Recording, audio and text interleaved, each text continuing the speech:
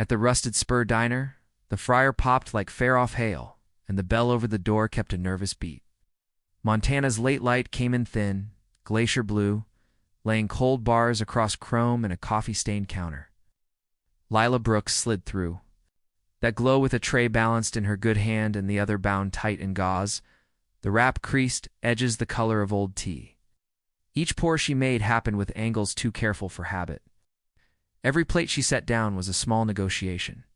With pain, manager Nora Hayes patrolled the pass with a pen she clicked whenever Lila's pace slowed, the sound cutting through chatter sharper than the knife ringing on the grill. "Move it," Nora said, eyes flat. "Smile for customers only." 2 regulars. Went quiet. A boy stared at the bandage. Lila tucked it behind her apron string, as if shame were lighter than hurt. In the far booth, a man in a flannel jacket watched without blinking. Ethan Caldwell warmed his hands on a chipped mug, asking himself how a place that sold comfort could taste so much like fear. He counted receipts in the register with his eyes, noted the short tip jar, and the way a busser flinched when Nora drifted near. Lila's sleeve rode up, exposing bruises shaped like instructions. Ethan looked away, then back, the kind of double take a liar dreads. Outside, snow blew sideways. Inside, a neon open sign flickered like a warning nobody read. Grip shook once, steadied. Then she thanked a child for sliding a glass closer, voice even, jaw tight. Ethan wasn't here for answers tonight. He was here to test a suspicion that already felt like proof.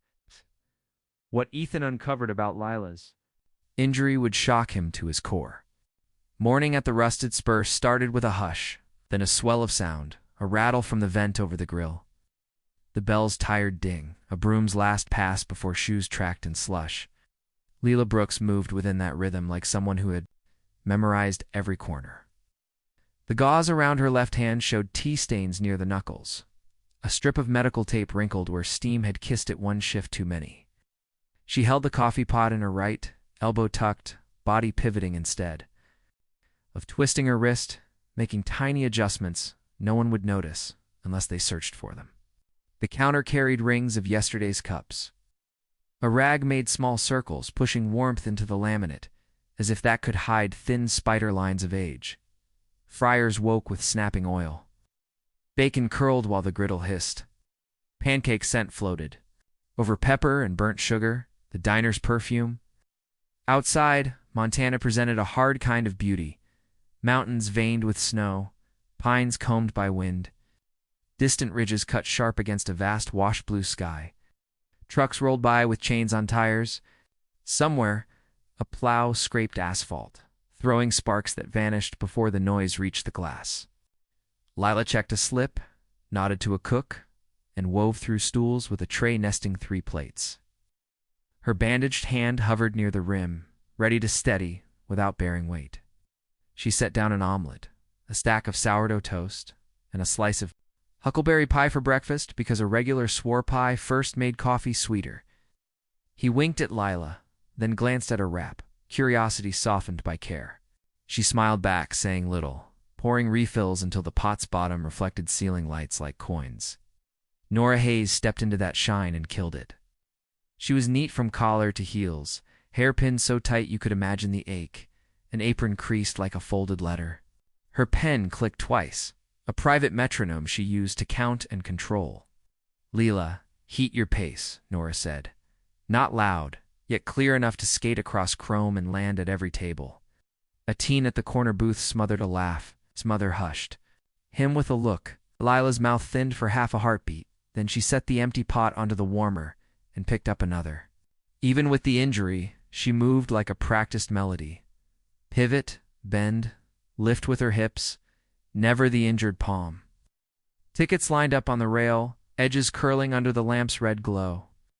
The dishwasher, a quiet kid with headphones, watched Lila. Thread between chairs and mouthed, "You okay?" She nodded, even though the bandage tugged when she tightened her apron string. Nora's gaze slid along the pass, found a smudge on a plate, and announced it as if the smear betrayed a sacred oath. "Clean," she said, tapping the rim, then added, "You sign off on every dish you deliver." Customers lowered their voices the way people do in churches. Those who came daily had seen the pattern enough times to know the timing. A remark designed to sting, delivered when hands were most full, followed by a remark about standards, followed by a smile that never reached Nora's eyes when she turned toward guests. Leela took air in through her nose, a measured sip, and carried on. She balanced a full tray by nesting it into her right palm and against her forearm, then slid plates onto a table shaped like a horseshoe. The father thanked her.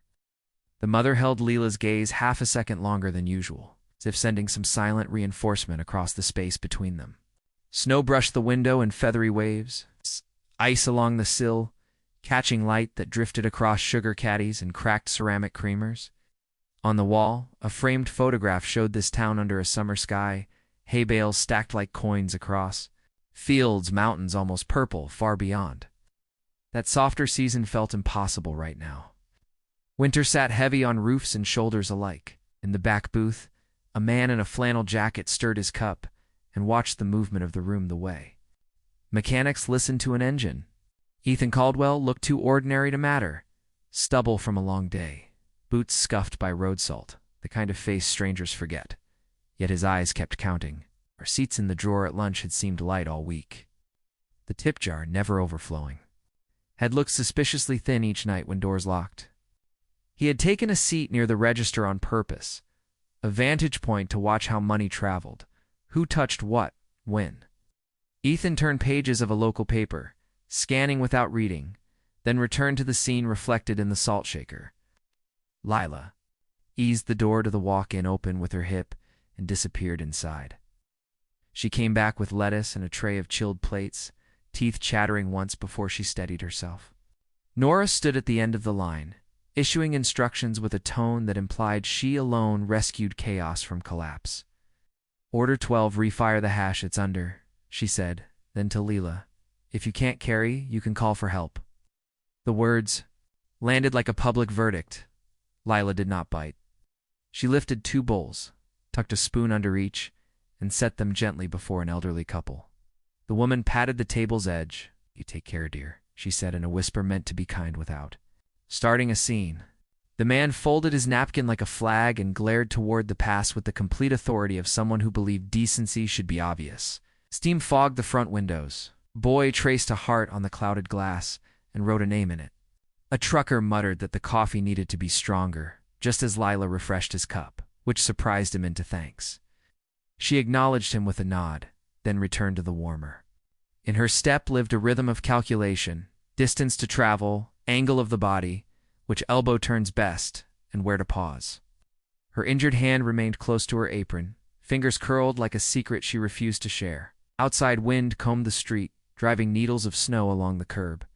Steam filmed the diner windows until Main Street looked like a painting, and noon crept in, while fryers snapped and forks chimed against plates.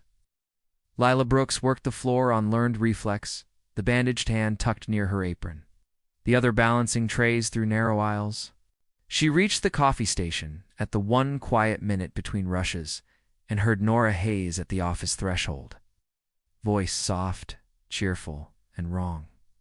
"Cash tips thin again," Nora murmured into a cordless phone. "I'll adjust it close. Pull a little. From the jar, make it look like change. Put the write-up under our slow server. Paper fixes everything." It rose into Lila's face.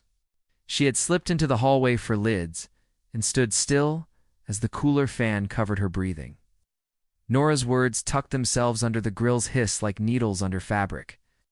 "Voids, comps, a misring or two," Nora continued. "If anyone asks, training error. I'll keep totals pretty." Leela lifted a stack of plastic to make a plausible sound, then stepped back as quiet leather soles approached. The storage door opened. Nora filled the rectangle, eyes unreadable. "Inventory?" Nora asked. "Lids," Leela said, keeping her tone level. "Good. Table 8 needs a full reset." Nora plucked one lid from the stack and dropped it to the concrete. It clattered louder than needed. "Careful, sweetheart." Lila crouched and picked it up.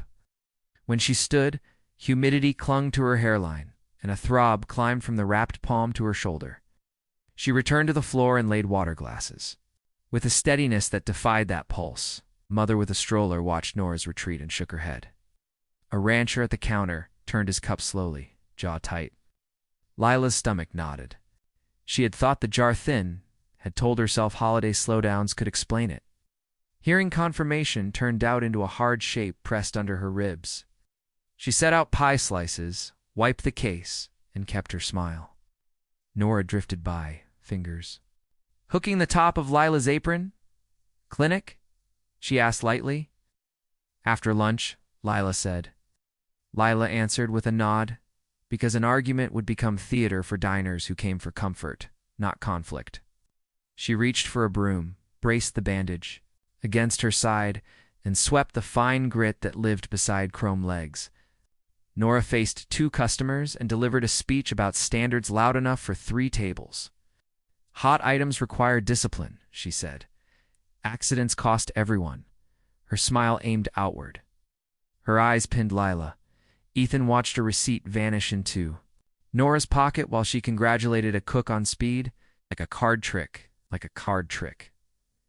He memorized the time on the wall clock and the last ticket number on the spike. The habit felt old to him, as familiar as tying boots. Midday light cut across the counter. Lila built a to-go order with labels squared and lids tight. Nora stood beside her like a mirror, correcting from inches away. "Faster, tidier, don't wince." When the door closed behind the customer, the smile dropped. "Office," Nora said. Back in the cramped room, boxers rose toward a ceiling stained by years of steam. Nora shut the door and let silence stretch until Lila felt it in her throat. "Slow this line," Nora said. "You amplify mistakes. You draw eyes where I don't want them." A tap landed on gauze. "Is this, for instance?" "I'm still doing my work," Lila said. "Barely." Nora stepped closer. "People who create drag lose hours. People who embarrass me lose jobs. You choose." A shadow crossed the doorway. Ethan's voice arrived, courteous, neutral. "Pardon me, do you carry dairy-free desserts for group bookings?" "No?" He held a small notepad, the picture of helpful inquiry. The air rewired itself. Nora turned a customer's smile back on and slid past Lila. Ethan returned to his booth with another coffee. He didn't need and wrote nothing on the pad, letting the interruption serve as a wedge between threat and target. Lila exhaled slowly, then filled creamers with hands that wouldn't stop shaking. She hid the tremor by straightening sugar packets into crisp rows. Documentation, she heard again in her head, and thought of every time coins seemed to vanish. An older regular at the register questioned his change. The shortage was small, round, perfectly deniable. Nora turned it into a joke, handed over a 5, then pivoted toward Lila. "You saw me comp his pie," she said, voice pitched for onlookers. "Keep up so I don't have to fix your mistakes." Heat climbed Lila's neck. She carried her shame to the dish pit, where steam made a small private weather. The dishwasher lifted one ear cup. "You good?" he asked. "I will be," she said, meaning it because survival required faith declared before proof. Ethan, still outwardly casual, left one tip under a saucer and another folded in a napkin to test a theory. He rechecked the clock and let a slow breath. Even his features. He wanted to storm the office and end this, but storms break things. He needed evidence that lived without him. Nora and the driver spoke again behind the door. "Same numbers," the man said. "Same story," Nora answered. "Totals wobble because our injured girl can't keep up." Paper rustled. "I'll log 2 more incidents tonight." Ethan shut his eyes for a second and saw a clean line from jar to pocket to fabricated file. He reopened them and stayed seated. Patience, proof, protection, anger makes holes. Lila returned with plates for a couple passing through from Boise. The woman told her she moved beautifully with one good hand. Lila thanked her and kept moving because standing still invited rehearsed cruelty. She borrowed a pen from the busser and made neat notes on a small pad she kept for side work times, tasks, assignments given with tone, and who stood nearby. He tucked the pad under the register shelf behind stacked menus, where any camera could see her place it. "Just tracking duties," Lila said. Ethan watched outrage form inside him like ice cracking across a river, and refused to let it reach the surface. He kept still and witnessed a performance. While correcting Leela's posture, Nora nudged a saucer toward the counter edge. Gravity did the rest. Coffee spread in a ring. Nora sighed for the audience. What did I say about steady hands? Leela met her gaze. The saucer moved, she said, even not pleading. Nora's smile thinned. Calling me a liar? Stating what happened. The room held its breath. The dishwasher's jaw ticked. A cook coughed into his sleeve. Ethan catalogued the silence in memory, knowing later he'd need to describe it. The hush injustice drags behind it. Nora leaned close, whispering with blades under velvet. You think anyone will choose you over me, then? Louder a manager's tone. Take 5. Cool off. We can't have shaky service. Leela pushed through the alley door into air sharp as glass. Snowflakes skated sideways, and the smell of pine rode up from the river. She pressed her good hand against the brick until her pulse slowed. Through the glass, she saw Ethan at the counter, posture relaxed, attention focused like a lighthouse. The awareness steadied her. She returned before Frost could chew through resolve. The meeting began with policy recited as scripture. Nora praised efficiency, warned against errors, and lectured about tips as a privilege tied to perfection. Once did she mention the jar? Ethan asked 2 innocent questions about group bookings that kept. Nora near the register while ringouts created a knot of bodies. In that crowd, Lila stood close enough to see fingers dip and retreat with coins that never chimed. Not proof, not yet, but close. Lila set her pad on the counter and wrote, time, movement, witnesses, coin count before and after, then Busar adjusted a plate stack and left a tiny smear to see whether Nora would perform outrage. She did. Eyes lifted around the room. A pattern had begun to show itself to people who needed evidence to believe what kindness had already told them. Ethan mirrored Leela's vigilance without tipping his hand. He made small talk, paid, stayed, ordered more coffee, stayed again, a fixture with reasons. The diner hummed, winter breathed at the door, and truth gathered mass. Ever felt trapped by someone's power? Lila's fight is just beginning. Stay with her. Afternoon narrowed into cold light, and the rusted spurs' fluorescent hum pressed on every conversation. Ethan Caldwell shifted from booth to counter, lifted his phone when no one looked, and photographed the corkboard schedule. The paper claimed. Nora Hayes gave Lila Brooks 3 breaks in light duty after an incident. Ethan had seen none of it. He ordered a pie he would not eat, timed with a delivery. While he helped push a crate through the door, the driver joked about invoices signed.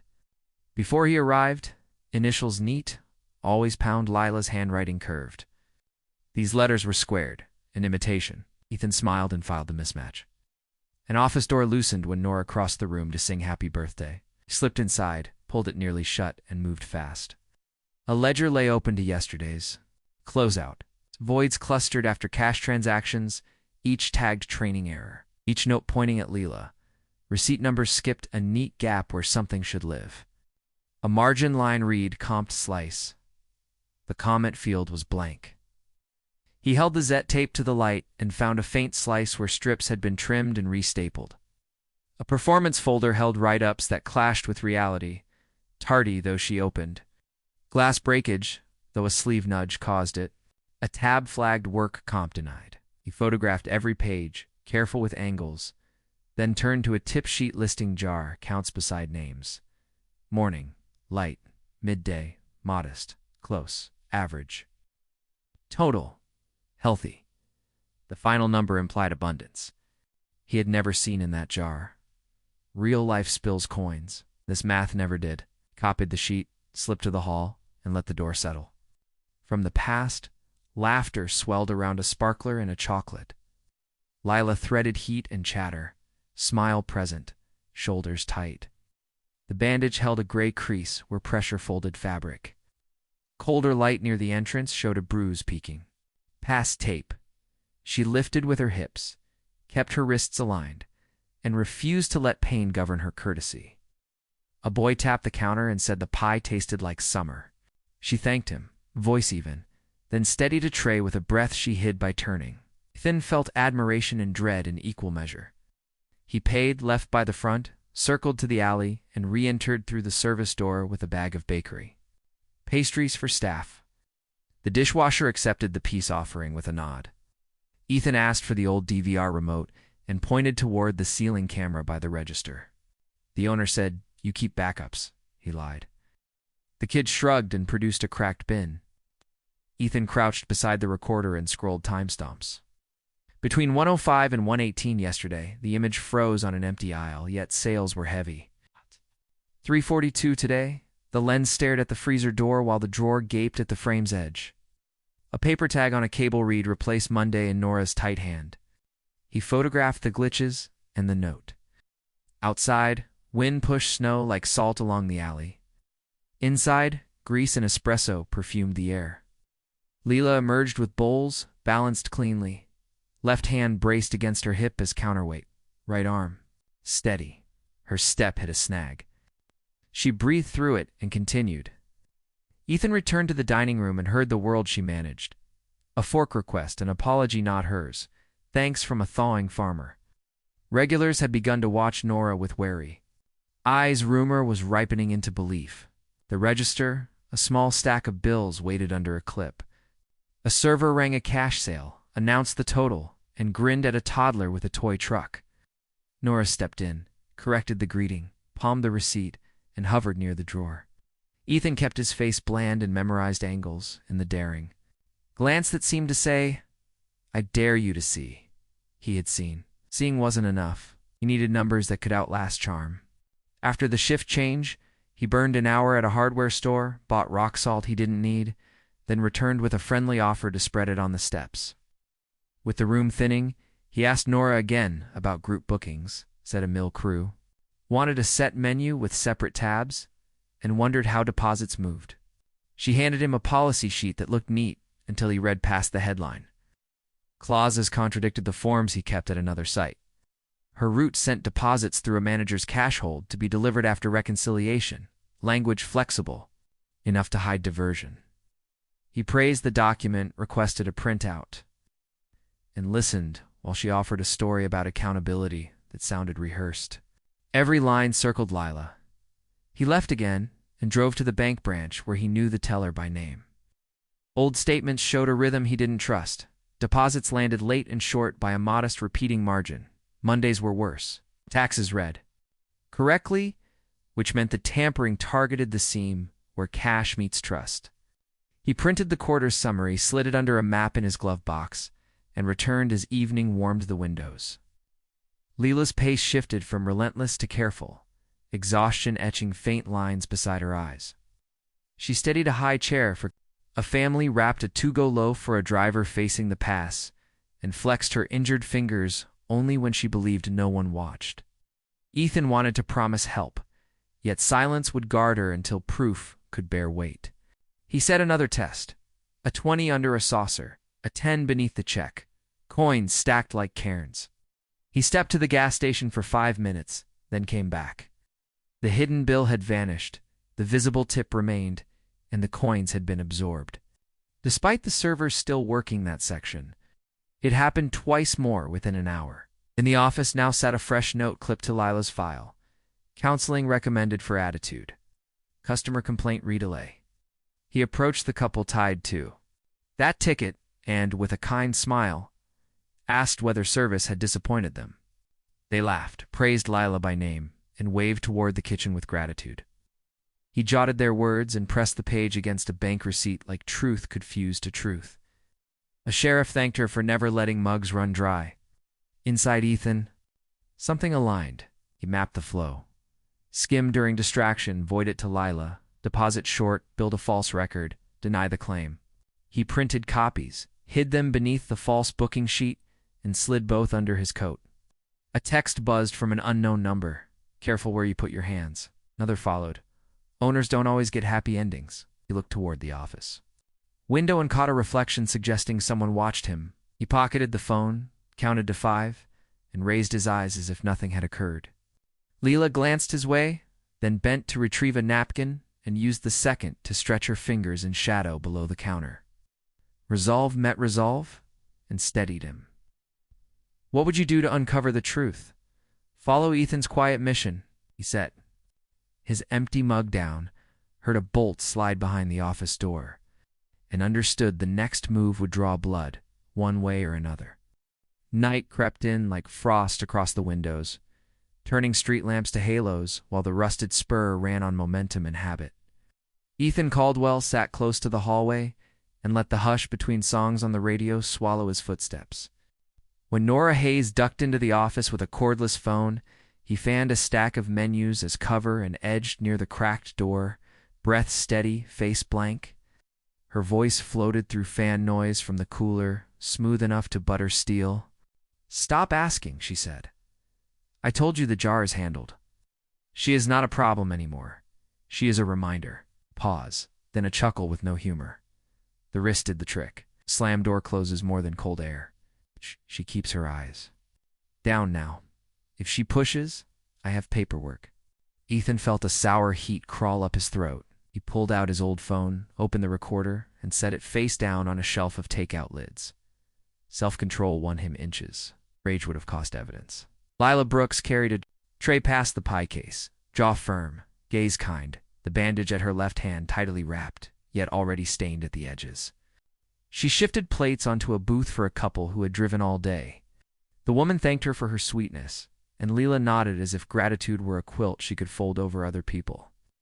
Ethan watched a tremor flicker under the gauze when she lifted a pitcher, the sort of micro-wince you only see if you stare long enough to feel rude. Behind that quiet endurance lived a life he barely knew and had started to trace. Tuesday nights, she left early to collect medication for her mother, Alma, who used oxygen during hard weeks. Rent came due on the 1st. The car drank more oil than fuel. Winter turned small costs into cliffs. Lila took every extra table she could without drawing heat. Picked up an overnight cleaning gig twice a week and sold her guitar to keep lights on. She had called the clinic the morning after the injury and been told to file a claim. The claim came back, stamped denied, because a report labeled her careless. Nora's call shifted tone, lazy and confident, the sound of someone who believed walls loved her. "She heard me by the register," Nora said, the words clear enough to etch glass. I nudged the walk-in quickly while she carried coffee. "Door met bone," she yelped. I told her to watch her step. Now she keeps quiet. I log one attitude note to training errors, and the story writes itself. Insurance will back management if the file is tidy. Ethan's hand curled around nothing until his knuckles ached. He pictured the hinge, the angle, the moment a person decides to use a tool as a threat. He pressed the recorder closer to the gap, then memorized the cadence of Nora's breathing. The shift in her heel, the click of the pen that always followed a lie. From the kitchen came the steady hiss of onions and the rhythmic thump of knives, ordinary music covering a confession. On a lull, Lila refilled napkin holders at the end of the line and the dishwasher. A kid who had learned to read weather asked, "You ever take a day?" She smiled at him and said, "Days cost." The words landed heavy and plain. Later, in the alley, breathing smoke in the cold, the kid admitted he had a grandmother on oxygen and asked where to find discounts. Leela told him about a clinic that let people pay in parts, mentioned a pharmacist who would call a doctor after hours if a refill lapsed, and then laughed once softly at herself for knowing every workaround better than any rest recipe. She checked her phone and saw a message from Alma's neighbor confirming that the door was left open and a space heater was turned low. A second text reported a night of coughing and a morning better than expected. Relief washed over her face. In a quick, private wave, then she put the device away and returned to the floor with a practiced calm. Back inside, the night crowd arrived with boots thudding salt onto the mat. Country skied across the radio. The bell stuttered in the wind. Nora drifted table to table with honeyed greetings and razor corrections. She paused at Lila's shoulder, long enough to murmur, "Don't make me fix your mistakes again," and moved on before any reply could gather. The couple at booth 3 switched seats so Lila could reach the far side without stretching. She thanked them, then bit her lip tight enough to whiten it when a jar bumped her wrap. There was rent, there were pills, there was fuel, there was food, there was no spare silence where healing could root. She had considered quitting when the pain first flared. then counted the cost of missing a single paycheck and folded that thought into the drawer where she kept unspent wishes. Ethan saw all of it because he forced himself to see, wrote notes in a small notebook, drew arrows between events, and taped the earlier audio to a cloud account the moment he stepped outside to meet a signal. When he returned, he ordered water he would not drink and sat where the office door's shadow fell across his hands. When the birthday table sang for a second time, Nora slipped back to the phone, and Ethan held still until her words sharpened. She started snooping after a driver mixed numbers, Nora said. I saw her by the jar, counting with her eyes like she owned it.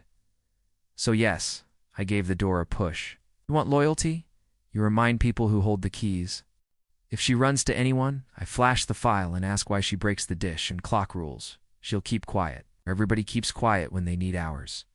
The listener hummed in agreement. A laugh followed, small and reptile. Ethan caught it. He slid back to the counter, looked at Leela, pouring coffee for a teacher grading papers at 9 at night, and understood the exact weight a lie can put on a body already carrying 2 jobs and a parent's breath. Stories like hers rarely arrive whole. Ethan assembled them from kindness observed in minutes. A cup comped for a widower who came to be seen. A sandwich split between a teenager and his sister, a phone call taken on the loading dock where Lila whispered, I'll be home after close, I promise, and listened for rasp on the other end. Alma's lungs had been strong. Smoke seasons and winter mold trimmed strength until stairs became cliffs. Bills piled. Hope required maintenance. Lila held things together with lists and grit because collapse would drown them both. Ethan weighed action against risk and felt the justice approach like thunder. He had the audio, the doctored math, the frozen video, and customers ready. He also had the image of Leela bracing through pain to thank a child. Can one person's courage change everything? See how Lila endures? Evening swelled until the neon open sign trembled against the window like a heart trapped behind glass. The rusted spur throbbed with boots, voices, and the impatient hiss of onions dying on steel. Lila Brooks lifted a tray from the pass, balancing heat and gravity with her good hand, while the others stayed wrapped near her apron. Ethan Caldwell rose, set his mug down with deliberate gentleness, and walked to the register where Nora Hayes was polishing her smile for a couple paying cash. He chose a tone that sounded like any customer's question and still cut through the chatter. Before you ring that in, he said, we need to settle something in the open. Conversations tilted. A birthday table stopped mid-song.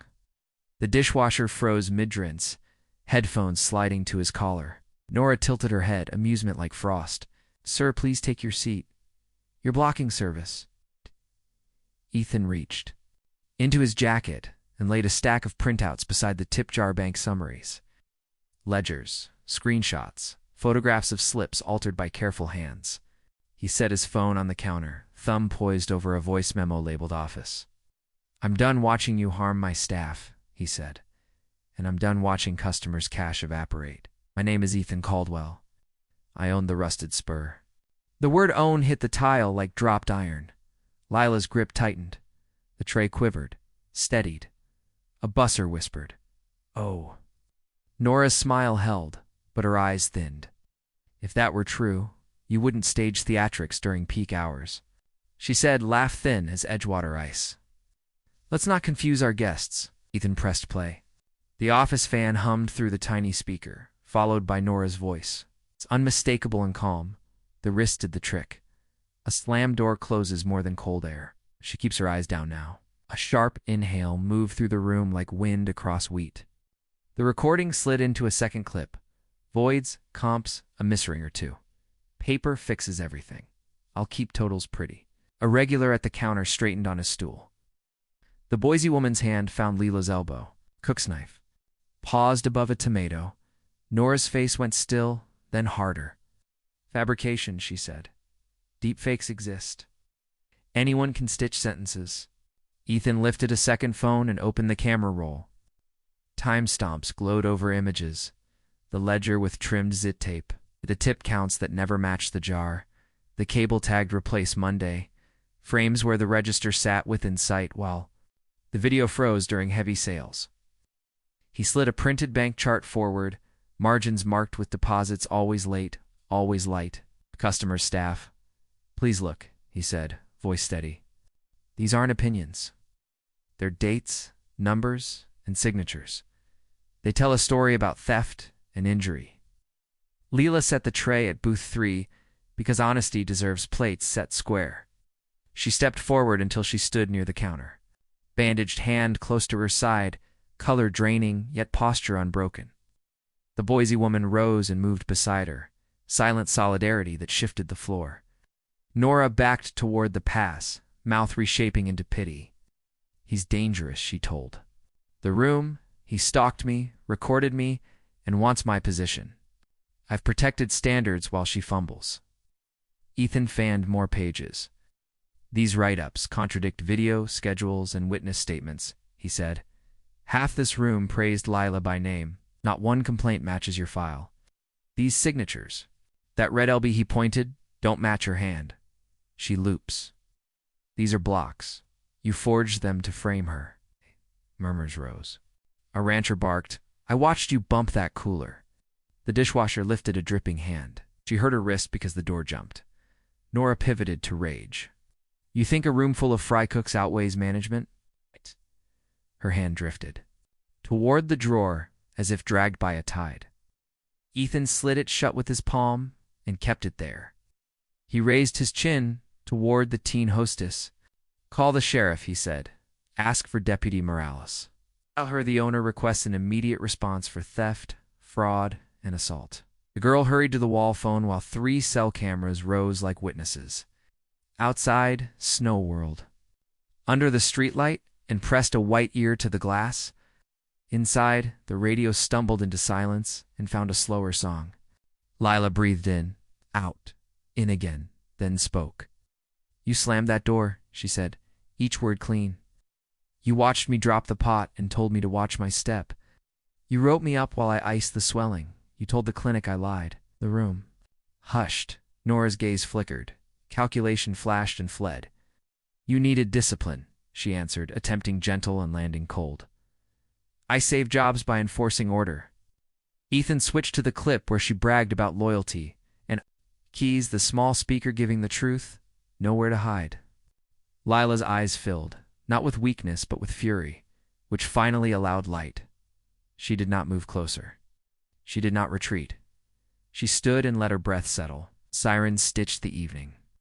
The bell cried when 2 deputies entered, coats. Dusted white hands, easy but ready. Deputy Morales listened while Ethan summarized. Altered records, skimmed tips, audio from the office, forged signatures, an injury by the cooler. He handed her timelines, customer statements, and the note about the camera cable. She scanned, eyes steady. Ma'am, she said to Nora, we're going to discuss embezzlement, falsifying documents, and battery. Nora laughed once. Loud and brittle, you arrest a manager for running a tight ship? Morales tilted her head. For theft, fraud, tampering, and assault, she said. Yes. She nodded to her partner, who stepped behind Nora with professional grace. The first cuff clicked. Collective exhale moved through the diner.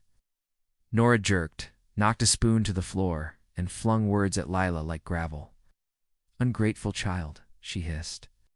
You'd be nowhere without me. You think that bandage buys sympathy? Lila didn't flinch. It buys truth, she said, and it will heal. Morales guided Nora toward the door. You have the right to remain silent, she began, voice crisp. Outside, a cruiser idled, breath fogging its lights. Nora's protest shrank with distance and the soft thud of a door. Inside, the diner exhaled for real. The dishwasher wiped his eyes on a sleeve and laughed through it. The cook leaned against the pass and let his ladle hang like a flag, finally put down. Applause started awkward, hesitant, then full, not for spectacle, but release. Ethan didn't. Bo. He turned to Lila. I'm sorry, he said, plain. I should have moved sooner. I waited for proof strong enough to stand when I wasn't in the room. All that braced composure cracked a little. Relief washed her face, shock riding its edges.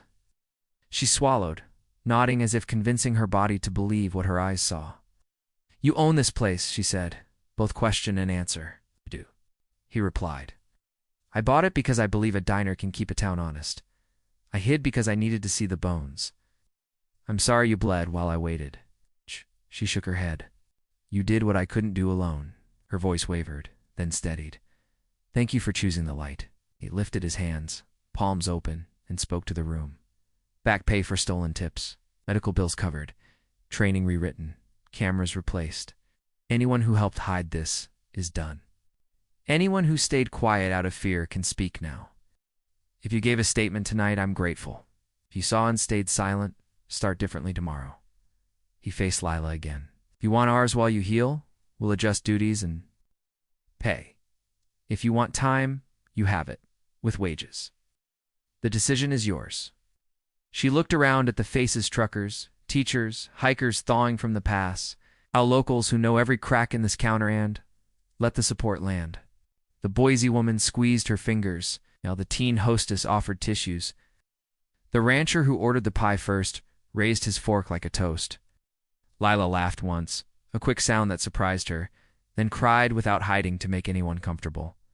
Near the door, a child clapped again, because joy repeats when allowed. Snow hissed against glass. The sign steadied. Ethan removed the clip from the jar, counted cash aloud, recorded totals on a fresh sheet, and handed the stack to Morales, too. Witness. Then he announced a policy shift. Tips pooled transparently, counted with 2 staff present, posted nightly. Applause rose again. He turned back to Lila. I can't return time, he said. But I can build a place where time isn't stolen. A silence followed that wasn't empty. It brimmed.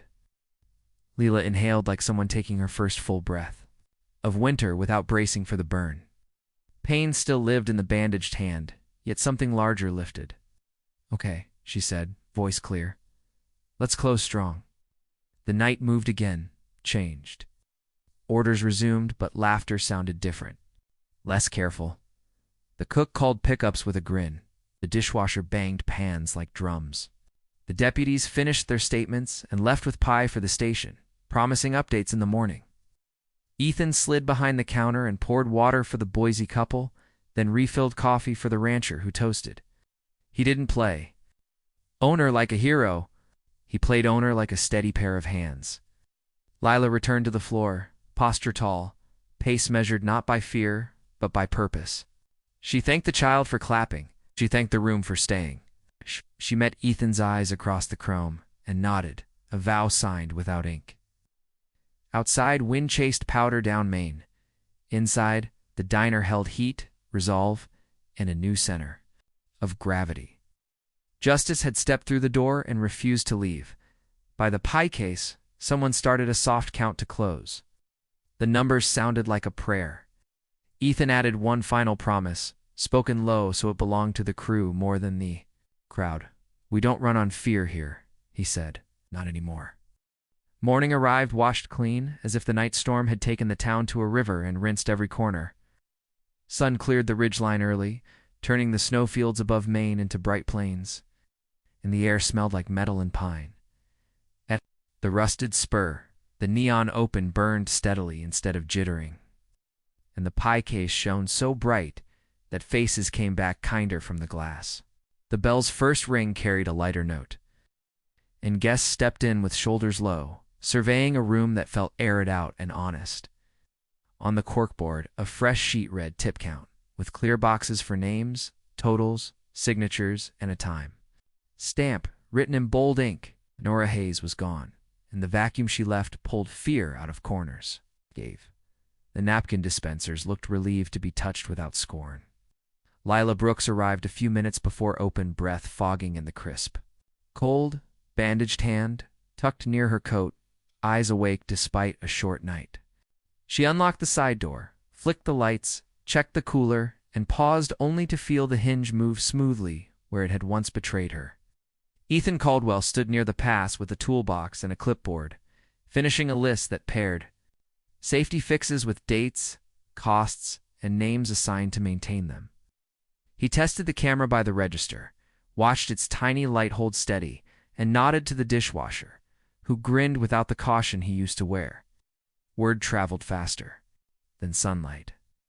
Regulars drifted in with made-up errands, then lingered as if invited to bless fresh paint, even though no brush had touched the walls. A retired teacher delivered envelopes with handwritten notes for staff, and the rancher who always ate pie first laid a braid of prairie grass on the counter like a flag of spring. Deputy Morales stopped for coffee, left a card for anyone needing. Statements and confirmed charges had been filed. Wow. The room exhaled as if a valve had opened. Applause rolled through the booths, small at first, then firm. A sound less about spectacle than survival, making itself known in daylight. Lila blushed, then steadied, accepting thanks with a nod that matched the room's humility. Ethan gathered the crew behind the counter just before the rush and set a ledger. Yesterday's jar tally and a neat stack of blank time cards on stainless steel. He spoke plainly, voice even, the cadence of someone who means to keep promises when eyes drift. Away. He named Lila shift supervisor, detailed her authority to set pace, enforce safety and review schedules, and announced a raise and covered medical bills without flourish. He also posted a grievance path that bypassed management if needed, so fear would not learn to grow back in private halls. The crew clapped, the sound honest and a little astonished, and Lila's eyes filled before she blinked it away and squared her shoulders for work. She thanked everyone and started doing what she had always done, only now without the weight pressed between each breath. She placed people where they thrived, paired the novice runner with the calm busser, moved the stronger cook to the grill during peak, and freed the quieter prep hand from the heat lamp's glare. She wrote a simple line above the sink in block letters: "We move fast without breaking each other." Orders stacked, yet the room felt wider. Lila stepped into the flow and began to teach without scolding, showing how to swing trays close to the body, how to pivot feet before lifting, how to ask for a second set of fingers rather than grab through pain. Her wrap showed less swelling, the bruise paling at the edges, but she still guarded the hand with respect, not fear. At table 4, the Boise couple returned for breakfast after a night on the road and asked after Alma. Lila smiled and said her mother had slept more easily, that a neighbor had left soup, and that the clinic would reassess soon. Gratitude threaded through every word. Outside, winter softened. High clouds thinned into rose, the blue overhead deepened, and the ridges threw long shadows that made the valley look spacious again. Sunlight came into the diner in clean bands, warming chrome and bringing back the muted red in the counters. Old laminate. Could stand by the window and taste the air so clear it felt like water.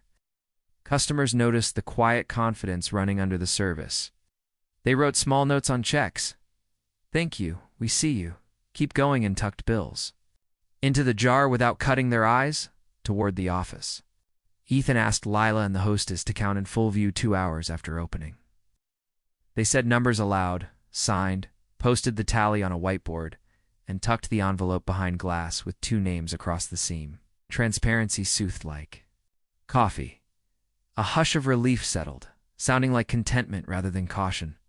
Ethan kept to the frame, refilling sugar, polishing the soda gun, and watching patterns return to something like honest rhythm. He reflected on how fast harm had colonized the room and how quickly care could clear it when someone held a door and said "this way." He did not congratulate himself.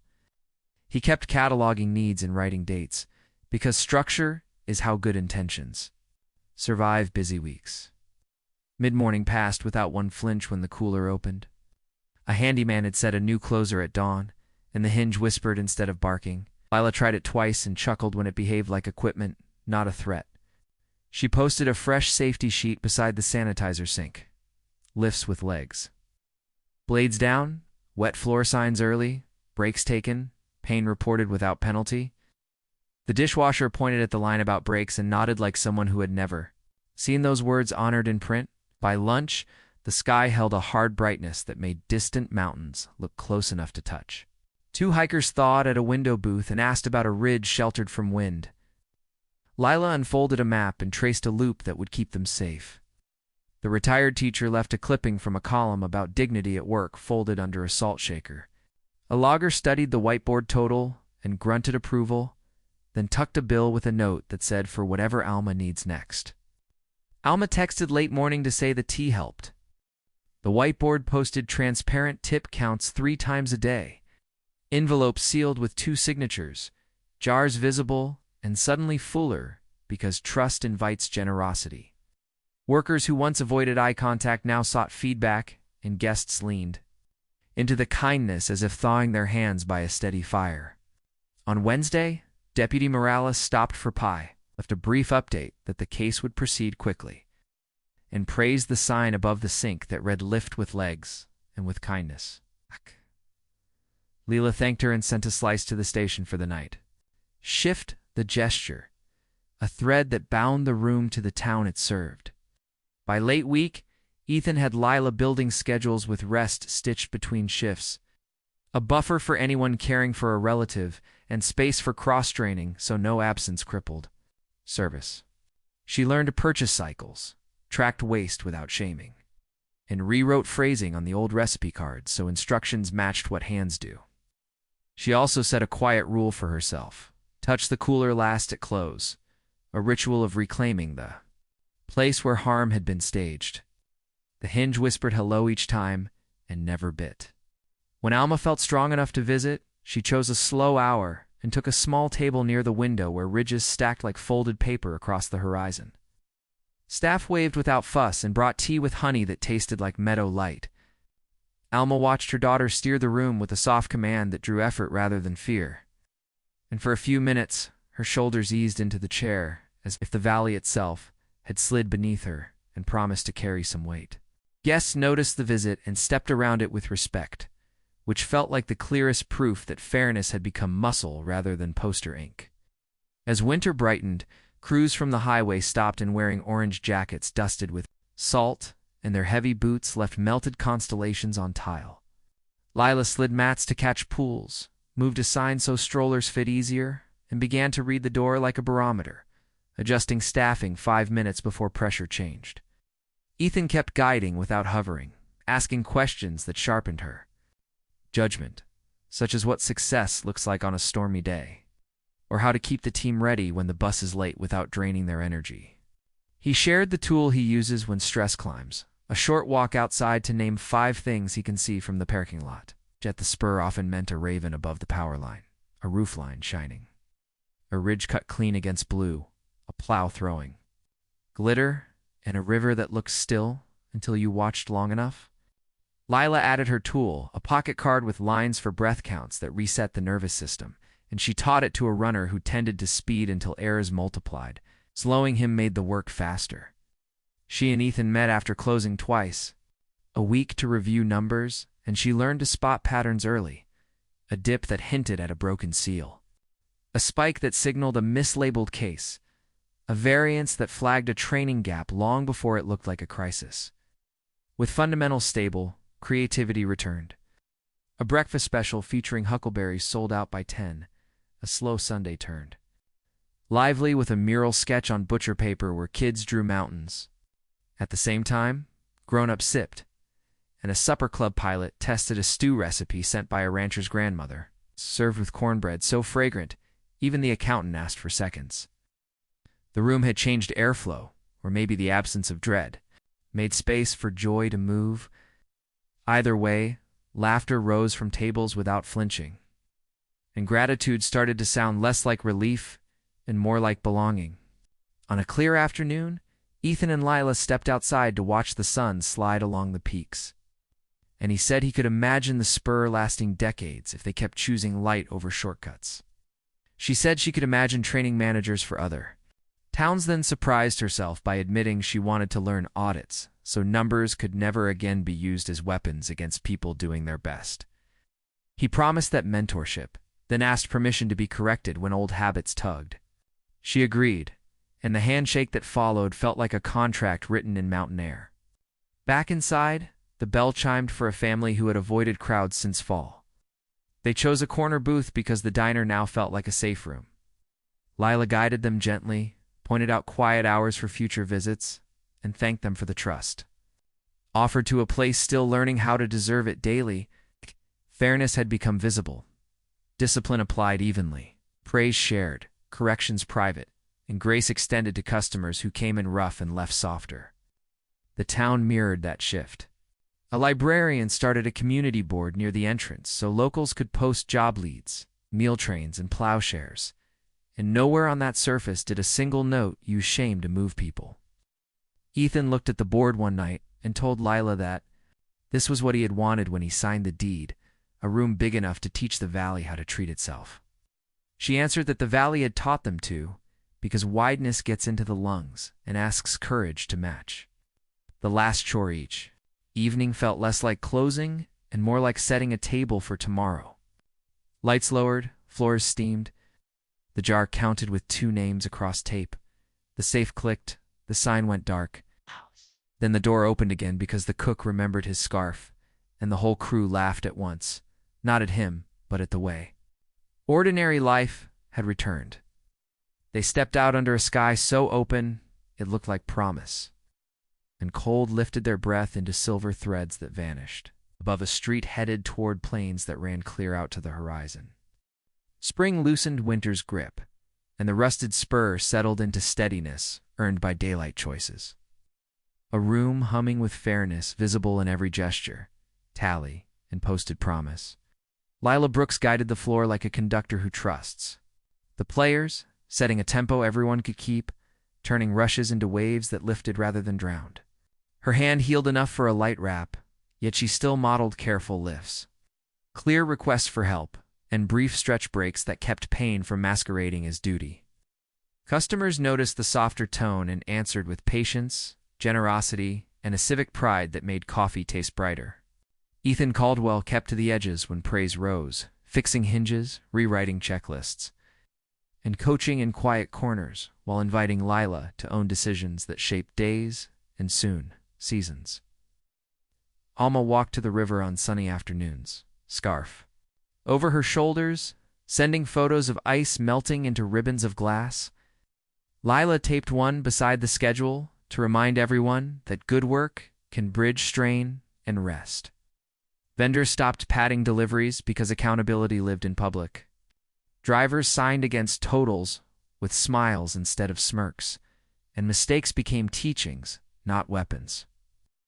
A tip ledger appeared thrice daily, counted by 2 people, posted under clear plastic, and signed in view. A small ritual replacing doubt. With trust, teen staff learned to greet without scripts. Line cooks took pride in temperatures nailed without drama. And regulars began asking how to help instead of how to avoid trouble.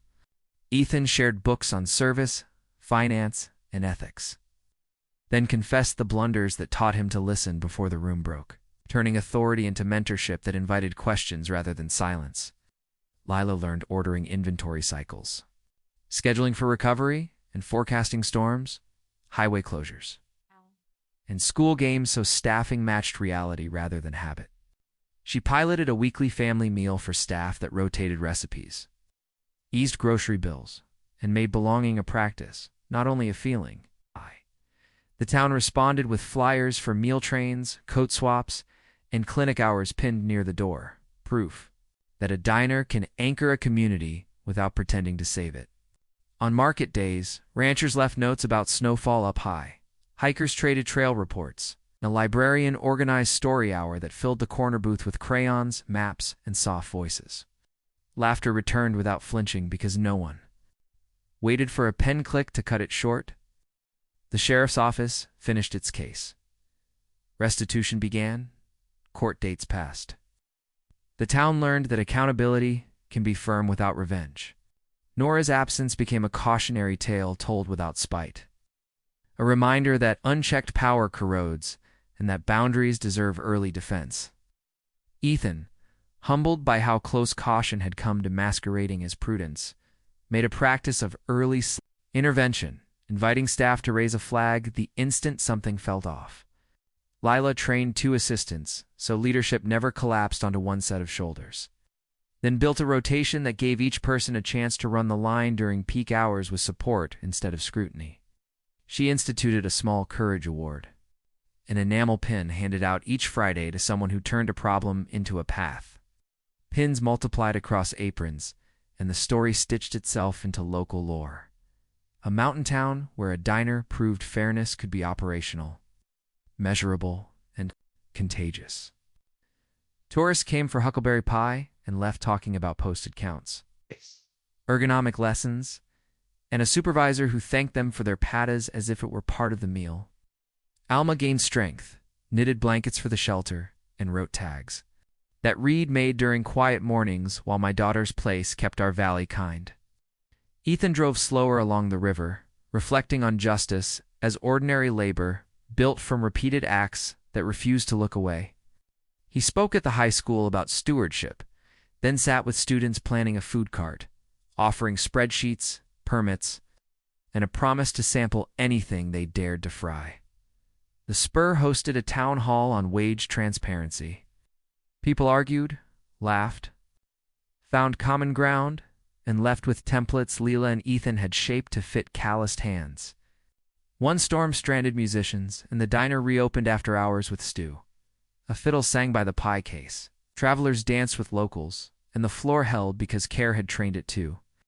Later, sweeping confetti, Lila felt certainty that resilience grows best where strength and tenderness braid, not compete. Ethan admitted leadership had once felt like solving alone. Now it felt like teaching others to carry shared light. He wrote a letter to his younger self and tucked it behind a photograph. Start sooner, believe people when they name harm, return power to the many, and remember that courage without kindness breaks what you meant to fix. Summer arrived. Mountain. Shadows shortened, windows opened to pine and rain. A mural bloomed in the alley showing a hand releasing a bird over peaks captioned "Count in Daylight." Leela, now comfortable with cameras, recorded clips teaching safe lifts and comm service. The videos traveled far, reaching kitchens where stress spoke louder than grace. Notes returned from Nairobi, Quito, and Manila, saying the pin, the ledger, and the phrase "we move fast without breaking each other" changed shifts that had felt impossible. The chorus humbled the crew and reminded them that dignity is a language everyone understands when given a chance. At month's end, numbers told the same story. Waste down, retention up, profits steady, tips higher with transparency. Sick days used earlier and shorter because rest works. They wrote a guide and shared it freely, refusing to sell what solidarity had given. Hard moments still visited, a broken pump, a delayed shipment, a sudden illness, a guest who arrived angry. The difference now lay in response. Problems met. Teams, not scapegoats. Tense exchanges ended with cooled shoulders and often apologies paired with pie. When exhaustion crept in, Lila stood by the side door, breathed pine, and named 5 honest things within Citridge, Raven, River, Light. Trakand returned grounded. Alma teased her for becoming a mountain philosopher, then told her to rest, and Lila listened. Ethan, under the same stars, thought about truth surfacing like spring water. It's unstoppable when rock finally yields, and about institutions choosing to channel that flow, or dam it until pressure wins. He pledged again to keep channels clear, too. Listen when the quietest voice said something hurt. To count money where everyone could see, to resist the lazy comfort of looking away. The Spur took on a glow in memory even while standing in the present. A place people described as the diner, where the owner washed dishes. Supervisor taught posture, and the jar lived under glass with 2 signatures. Children drew the mural. In crayon, tourists mailed postcards, and locals chose to meet here when graciousness was needed. Justice, once a dramatic arrival under sirens, became the daily habit of telling the truth while hands worked. Ethan watched Lila steer a rush with small nods and felt grateful he had revealed himself when it mattered, humbled that she kept going when nobody had promised rescue. He knew other rooms needed this blueprint, so he began visiting cafes across the county as a neighbor bearing a tested map and a willingness to learn. Lila joined when shifts allowed, sharing what held during storms, what failed when strain spiked, and what kindness could do when placed where harm once sat. The lesson, repeated, simple enough for a postcard. Count openly, correct gently, plan rest, hold doors, believe people. Inside, staff closed each night with a roll call of gratitude that named specifics. turning appreciation from a vague feeling into practice. Quick hands at the grill, a rescued order, a calm tone during a spill. On the anniversary of that hard winter, the town gathered for a potluck that filled the diner and spilled into the street. A choir from the schools sang. Deputy Morales gave a brief update. Alma told a wry story about oxygen tubes tangling during laughter. Everyone toasted the valley's blue ceiling. The valley listened. People nodded, eyes bright, as if dawn had walked into the room together. Ethan thanked the crew, praised Lila's leadership, and urged every workplace present to choose transparency before a crisis forced it. Lila closed with a message meant for anyone within reach, a reminder that people everywhere recognize courage when it arrives, holding care in the same hand. Then she turned toward the community, toward listeners near or far, and offered the invitation. They carried their story beyond mountains and plains. Lila's story shows truth always rises. Share this tale with someone who needs hope. Comment your thoughts.